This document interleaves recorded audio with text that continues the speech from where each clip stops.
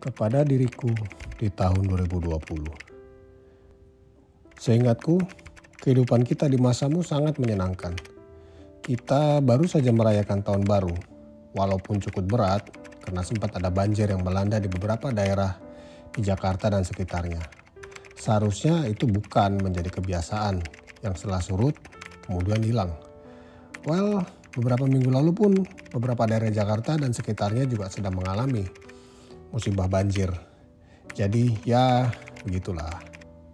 Anyway, aku bukan mau membicarakan soal banjir, tapi mau menceritakan tentang sebuah hal besar, sangat besar, mendunia tepatnya, yang akan segera kamu hadapi. Mungkin setelah membaca kalimat sebelumnya, dahimu akan berkernyit, serta berpikir, kayaknya hari-hari belakangan ini aman-aman saja. Apalagi dunia, gak ada peperangan, kekacauan atau apapun kan. Memang saat itu aku juga berpikir seperti itu. Dan sebenarnya kita sempat mendengar beritanya sekilas. Namun gak terlalu kupedulikan karena sebenarnya gak mungkin tersebar sampai ke negara ini. Ya, itu dia kata kuncinya, menyebar. Karena yang akan kamu hadapi dalam beberapa hari mendatang adalah dimulainya penyebaran sebuah virus baru yang berbahaya dan sangat cepat penyebarannya melalui droplet yang akan kamu kenal dengan sebutan COVID-19. Virus ini sebenarnya sudah mulai ditemukan di sebuah provinsi di Cina bernama Wuhan pada akhir tahun 2019. Namun entah gimana, akhirnya virus tersebut akhirnya lolos juga keluar Wuhan ke Cina dan menyebar ke negara lainnya seperti Jepang, Italia, dan akhirnya Indonesia. Ya, beberapa minggu ke depan, pasien nol, istilah untuk penderita pertama virus COVID-19 akan muncul. Dan setelah itulah banyak perubahan yang akan aku ceritakan sebentar lagi. Setelah pasien nol tersebut teridentifikasi dan semua orang yang memiliki kontak erat dengannya diamankan dan dibawa ke rumah sakit, maka pemerintah pun mulai melakukan beberapa tindakan pencegahan untuk mencoba mencegah penyebaran virus COVID-19 ini.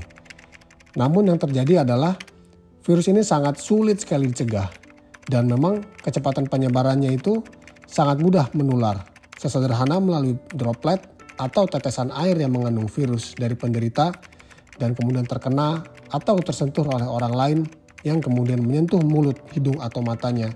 Disitulah potensi penyebaran malapetaka ini terjadi. Coba bayangkan, gimana kita bisa menghentikan penyebaran virus yang sangat-sangat mudah menular ini? Kadang kalau kita sedang di kereta api dan melihat orang yang menggunakan masker sendirian, itu kok sepertinya lebay banget kan?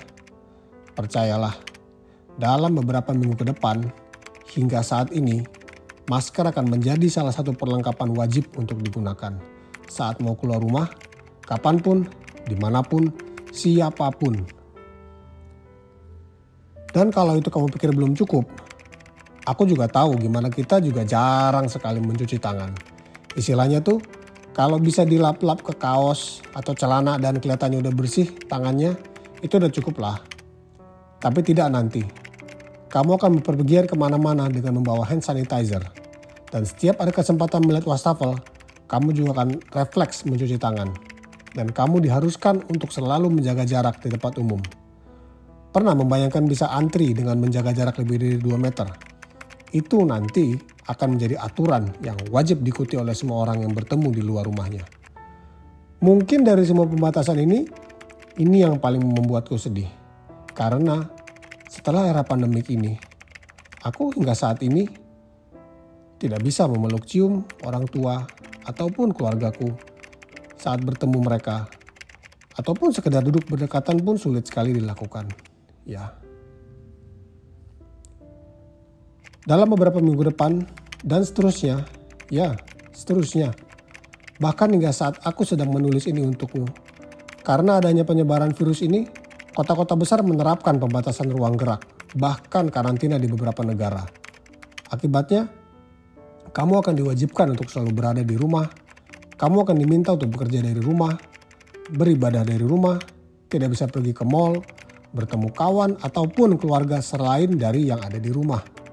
Perkantoran, pusat perbelanjaan, ruang publik akan ditutup untuk sementara, namun untuk waktu yang sangat panjang. Dan semua kegiatan akan dilakukan secara online. Ya, mulai dari bekerja, sekolah, hingga ibadah. Awalnya aku juga mengira ini akan segera reda dalam 2 hingga 3 bulan. Tapi bulan demi bulan bukannya makin membaik. Justru korban yang berjatuhan akibat keganasan virus ini makin bertambah. Akibatnya, pemutusan hubungan kerja besar-besaran di mana-mana. Orang mulai kehilangan pekerjaan dan mata pencarian. Makin banyak pengangguran. Dan tidak banyak yang bisa dilakukan dalam beberapa bulan ke depan. Karena semua orang masih berfokus untuk mengendalikan penyebaran virus ini. Mungkin ya, bulan ini adalah bulan terakhir kamu bisa berlari bersama teman-temanmu di tempat umum, semisal Car Free Day. Karena seperti yang tadi aku bilang, kedepannya kita akan sangat dibatasi untuk bisa bertemu, berolahraga bersama-sama.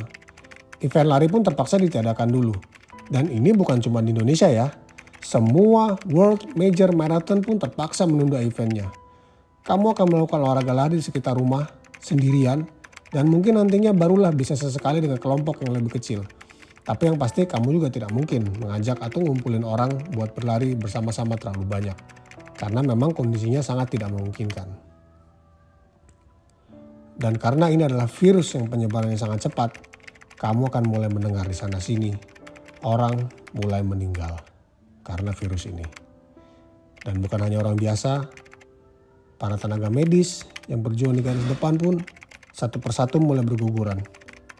Karena memang total korban yang terkena virus ini luar biasa pesat sekali penambahannya. Dan upaya semua orang untuk mengendalikan penyebarannya tetap tidak cukup untuk menekan laju kurvanya. Sudah mulai khawatir? Gak apa-apa kawan. Tetap dalam hidup, semua hal akan memiliki 2 sisi. Dan apa yang akan kamu hadapi sebentar lagi, tetap juga memiliki berkah yang tersembunyi kok. Karena kamu akan bekerja di rumah, kamu bisa lebih dekat dengan keluarga di rumah. Lebih punya waktu untuk berolahraga pagi atau sore, karena gak ada waktu perjalanan pergi pulang kantor kan. Selesai kerja, langsung tutup laptop, langsung bisa ke ruang tengah untuk bersantai. Karena tidak berpergian, otomatis pengeluaran akan lebih terkontrol. Kamu akan mendapatkan waktu untuk mendengarkan dirimu sendiri, apa yang sebenarnya kamu butuhkan daripada mendengarkan kata sekelilingmu sebelum seperti pada masa pandemi terjadi.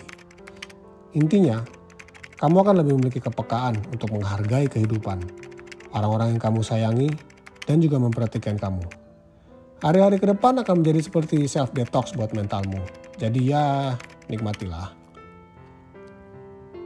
Aku akan menulis lebih banyak lagi mengenai apa yang akan terjadi. Namun ini beberapa pesanku. Jangan khawatir dengan banyaknya perubahan yang akan terjadi. Tetap fokus untuk jaga kesehatanmu, ikuti semua protokol yang akan diumumkan oleh pemerintah, dan tetap yakin bahwa selalu ada hikmah dan berkah di balik semua hal. Oh iya, sebagai tambahan, saat aku menulis surat ini kepadamu, aku juga sedang menjalani masa isolasi mandiri. Ya, begitu cara kita nanti akan menyebut orang yang harus mengisolasi diri dari orang lain karena habis terpapar atau sedang terkena COVID-19. Ya, karena memang beberapa hari lalu aku harus mengantarkan orang tua kita masuk ke rumah sakit untuk isolasi COVID-19. Semoga dia pun segera lekas pulih dan segera bisa berkumpul bersamaku. Jadi, ingat saja pesan yang tadi sudah kukatakan kepadamu. Semoga engkau juga bisa melewati masa-masa pandemik ini sama seperti aku juga melewatinya.